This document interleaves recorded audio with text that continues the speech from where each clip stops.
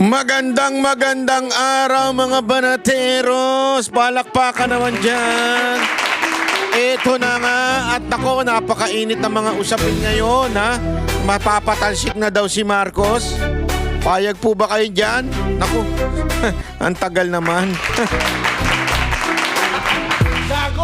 Ay nako, yan ang talagang inaantay ng taong bayan, yung mapalitan ng presidente, dahil alam naman natin ng ating presidente ay may pagka inutil. Di ba? Yun naman totoo eh. Alam nyo mga kababayan, kahit pagbalik-balik rin pa yung sinasabi nila na hindi sangkot daw di umano sa mga korupsyon sa Pilipinas itong presidente na ito.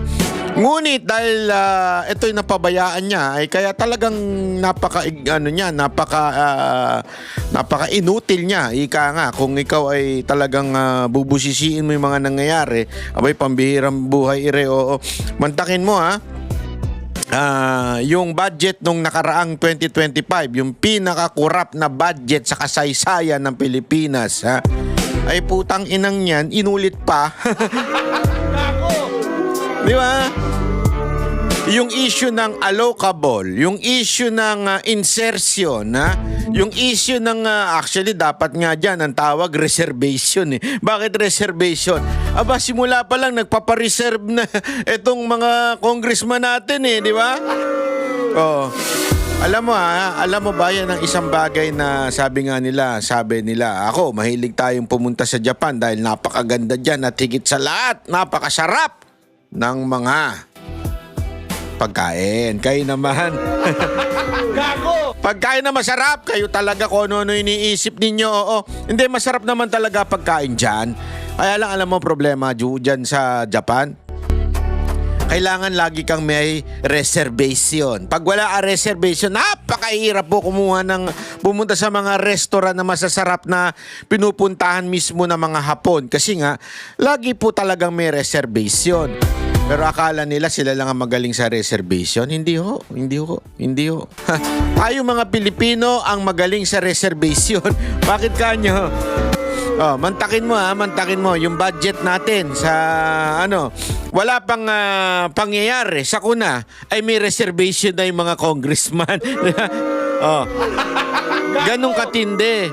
Ang lupit na reservation. No? Wala pang nangyayari. Ba'y naka-reserve na yung mga pondo nila. Mga hayop talaga. Oh. Gago! At kaya nga inis na yung mga Pilipino. Galit na yung mga Pilipino. Dahil pambihira, yun na nga ang pinaka-corrupt na budget noong 2025. Inulit pa noong 2026. Gago! At again, just to be straightforward, iyang 2025 budget na pinirmahan ni Marcos ay inulit noong 2026 at pinirmahan uli. Naku po. Gago. Napaka-inutil, di ba? Talagang gano'n ang Kaya tuloy ngayon, marami ang usap-usapan na dapat siya nang i-impeach. Kasi sinusubukan nila impa-impeach si BP Sara Duterte, pero aminado mga ulupong, alam mo yung mga ulupong dyan sa kamera, aminado po sila. Ano aminado? Aminado po sila na wala na silang bilang. Bakit ganun? Wala naman nagbago, di ba? Alam nyo kung mga kababayan kung bakit. Alam naman natin pagka ganitong palapit na ho ang 2028 o yung presidential election at sa tindi ng popularidad ng Vice President na si BP Sara Duterte sa kalagitnaan ng mga matitinding pagbabatikos na ginagawa ng mga ulupong, pataas ng pataas ang kanyang trust rating, yung tiwala ng taong bayan, pataas ng pataas. Habang ang trust rating kay BBM ay bumubulusok. Ay, grabe ho. Gago! Alam mo, walang biro ang tindi ho ng trust rating ni Marcos. Alam niyo kung bakit? Dinaig niya po ang lamig sa Tokyo. Ay, grabe. Gago!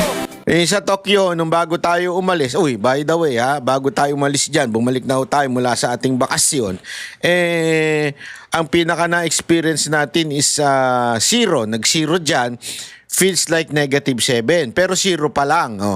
Si Marcos, -3, pambira. Dinaig niya ang mga Hapon, oh. Saan ka pa? Akala ninyo, Hapon ang pinakamatindi. Hindi, dinaig niya ang mga Hapon. Bakit yung presidente natin, -3. Di ba, lupit? Oh, ay, naku po, pambihira, Ireo. At eto, matindi pa, ha? Balita ko, dahil sa ganyang mga budget issue na yan, may magsasampalan. Naku. Sino kaya ito magsasampalan nito? Siguro hula ko dito, dalawang marites. Hindi naman dalawang marites, dalawang, alam mo na, yung mga iskandalosang kababaihan, yung magsasampalan. Ako! Gago! Pero, sorry to say, hindi ho dalawang marites. Isang marites at isang... Ayoko nang sabihin. Baka mamaya sabihin nila meron tayong homophobic. Hindi naman tayo ganun. Ayaw natin ng homophobic. Pero mas ayaw natin ang... ayaw ilabas ang katotohanan. Sabi nga para bagang nagtatago sa closet. Ay! Sino kaya yon? Ewan ko. At syempre, pag-uusapan din natin, ito, meron tayong na-booking. Booking ho natin to. Tayo lang naka-booking nito. Ay, naku po. Walang ibang vlogger na mag-uusap-usap dito at pagkikwentuhan nito. May na-booking tayo. Ang media atat na atat talagang nangyagalaiti. Wow. Hina-high blood do. Parang feeling ko, kumain ito ng napakaraming bulalo. Kasi hina-high blood do, media. Na-booking ho natin. Galit na galit. Nanggagalaiti, namumula mga mata. Galit na galit kay BP Sara Duterte. Wow. Pag-usapan natin yan mamaya. Pag-usapan natin yan. Talagang malindi yung mga pangyayari ngayong araw na ito. At syempre, hindi mawawala yung mga operator. Pag kami mga ganyang klaseng pagsubok, merong mga operator. Pag may mga ganyang pangyayari sa bayan natin, may operator. Ano ibig sabihin ko ng operator? Yung mga desperadong bayarang political analyst nga ba yun? O mga walang trabaho? Sabi nga ni Attorney Rowena Guanzon, mga walang trabaho sa lipunan. Tapos bigla na lang tinawag na political analyst. Alam nyo matindi ito mga to kasi alam nyo sa bayan natin kung dati alam mo yon yung mga karangal-rangal pa yung mga ini-interview, mga karangal-rangal pa, maayos pa mga ini-interview, ngayon hindi na. Mga wala ng trabaho. Mga wala ng racket, kaya ngayon ay bigla na lang nagkaroon ng titulo. Bigla. Hindi kasi wala naman talaga dapat sila mga title. Pero ginagawa sa kanila, binibigyan sila ng mga title nung mga kakampi nila. Gago! Para bagang sabihin ko, halimbawa lang sasabihin ko, papakinggan ninyo si PhD political analyst Boss Dada. Yan, grabe. Gago! O di kaya naman international expert Jay Guevara. Naku po, patay tayo dyan. Gago! Bakit international expert, kasi marami yung alam yan sa panlabas na pangyayari, mga chismisan. Kaya ang tawag sa kanya ay international expert. Mga ganyan na ginagawa nila di ba?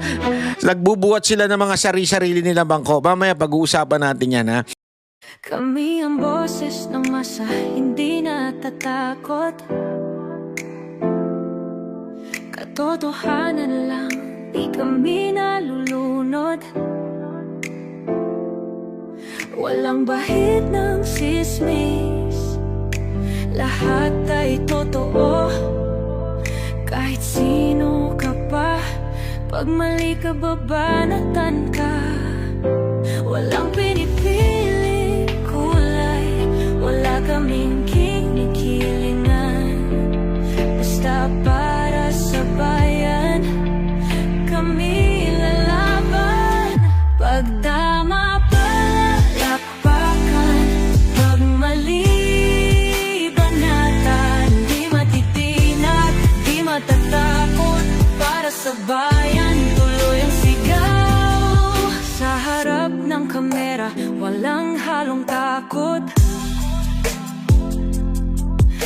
mabaluktot. Lahat kayo